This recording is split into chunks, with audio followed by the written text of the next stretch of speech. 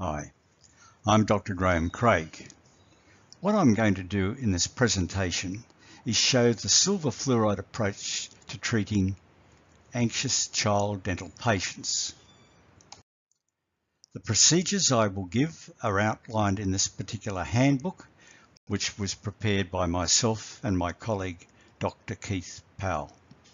It's available from Dental Outlook. The procedures are based on the Burke study. Now, Burke is an isolated community in Western New South Wales. The dentist in charge of the area called Dr. Powell and myself in because they had a group of needle-phobic patients that were classified as extremely difficult, if not impossible, to treat in the dental chair. It was not possible to use general anaesthesia or pre-medication, particularly because these children had to be treated in the school environment. The study continued for 6 years, and I don't think it is an exaggeration to say that we literally turned tigers into lambs after about 12 to 18 months.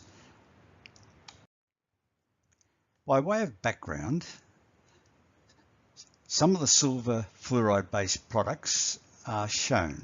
Now, these ones contain silver diamine fluoride, that is silver fluoride dissolved in ammonia.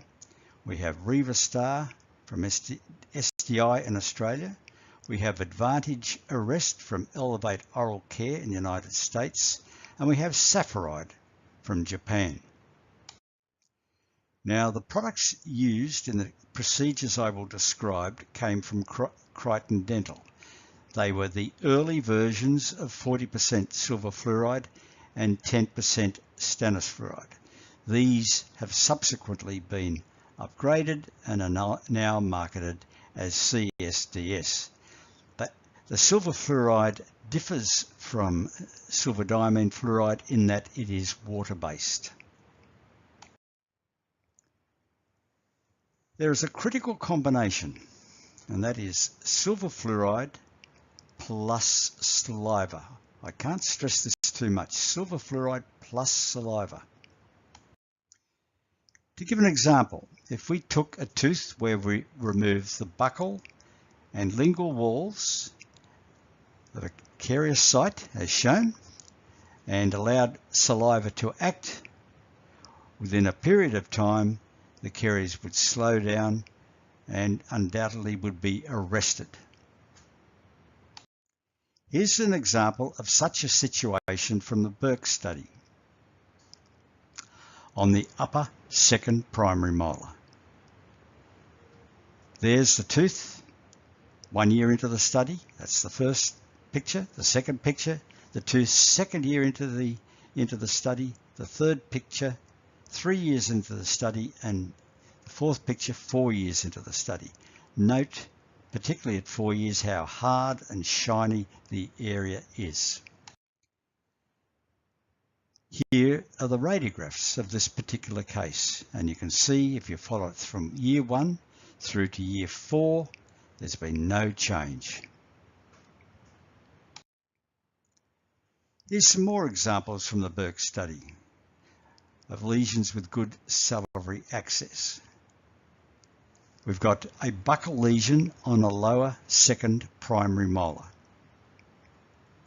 Good access to saliva. The first picture shows the situation 6 months after the initial treatment with silver fluoride followed by stannous fluoride. The second, 12 months later. The third, 24 months later. The fourth shows the tooth having exfoliated and been replaced by a perfect permanent successor. Here's another example. Have a look at the occlusal lesion on the upper second primary molar. If one saw that, one would think, initially at least, one would think, oh, we'd have to do a pulpotomy or even something more advanced than that. At 6 months after the first treatment, you can see 12 months shows in the second picture, 24 months in the third picture, and the fourth picture shows the tooth replaced by a perfect permanent successor. And here are the radiographs. Have a look at the upper second primary molar through the series, and there has been no change. And finally, the last radiograph shows the tooth replaced by its permanent successor. The whole thing was good salivary access. We used a 3-step approach. The first phase was chemical treatments only. That was silver fluoride followed by stannous fluoride. The second phase was hand excavation and place of glass ionomer cement. And the third stage was cavity preparation with rotary instruments. And we found, usually after 3 atraumatic treatments spaced over a 12 to 18 month period, even the most anxious child became cooperative. More background. When you look at carious primary molars, the rates of progression can vary quite markedly. The fastest progression is on the distal surface of first primary molars, the mesial surface and distal surface of second primary molars. Moderate progression is on the occlusal surface of first primary molar and the occlusal surface of the second primary molar. This is in stark contrast to the permanent dentition. The primary dentition has its own set of rules, not to be confused with a permanent dentition. The slowest progression are lesions on the facial surface of the primary molars, the mesial surface of the first primary molar, and the distal surface of the primary canine. When undergoing the treatment, don't look too scary. Be as casual as possible. We found items to avoid, naturally needles, because all the children were needle phobic. Items that look like needles, matrix bands. How often has one prepared a cavity without anaesthesia on the proximal surface of a primary molar and only have problems when the matrix band is placed? So we avoided matrix bands, we avoided use of probes, items that smelt, and high speed evacuation. Fortunately, we were able to get good bite wing radiographs from the outset. And these provide a lot of very valuable information. Firstly, the depth of an proximal surface lesion on a primary molar corresponds very, very closely to the clinical depth. This is probably due to the thinness of enamel. But we found if there was a space of 0.5 millimeters between the base of a lesion and the pulp, we could carry out the treatments without problem. The right-hand radiograph shows furcation involvement.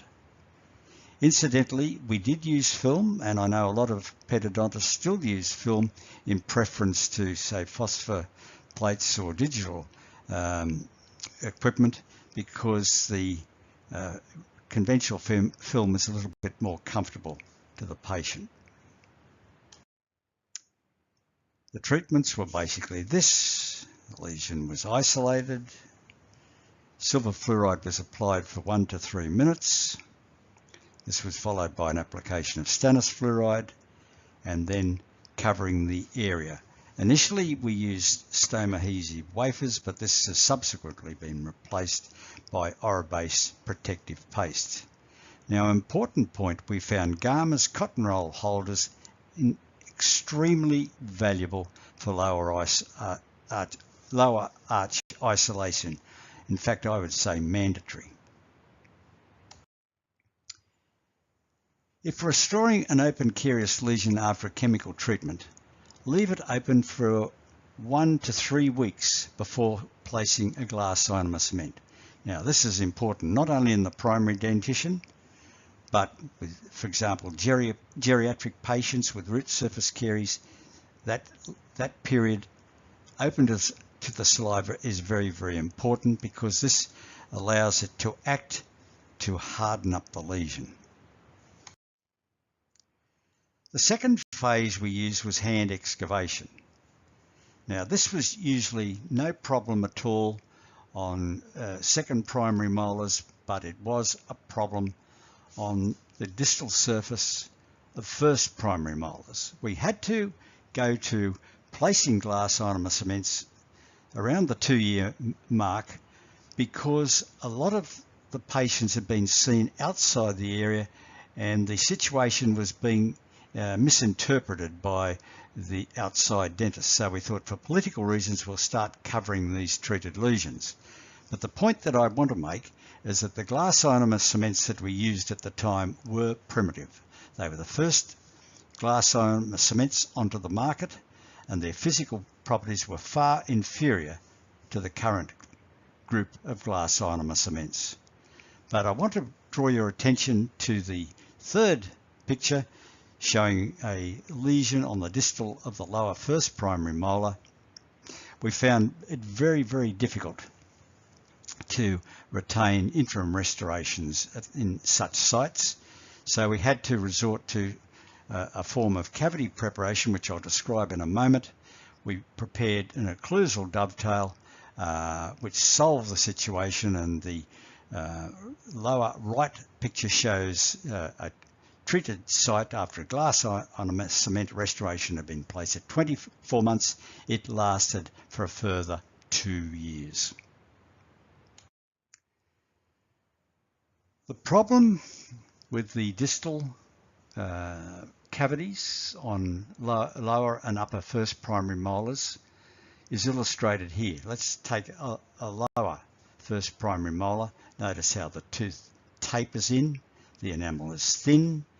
If one is using hand excavation, it's very, very difficult to get some retention just inside that dentino-enamel junction.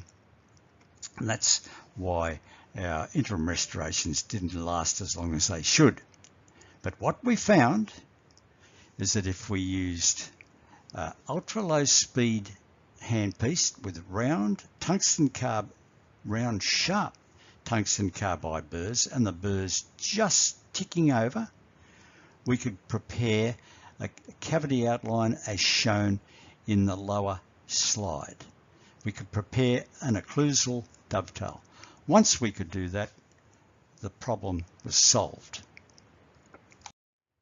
Thank you very much. If you wish to contact me, there is my contact detail. Thank you.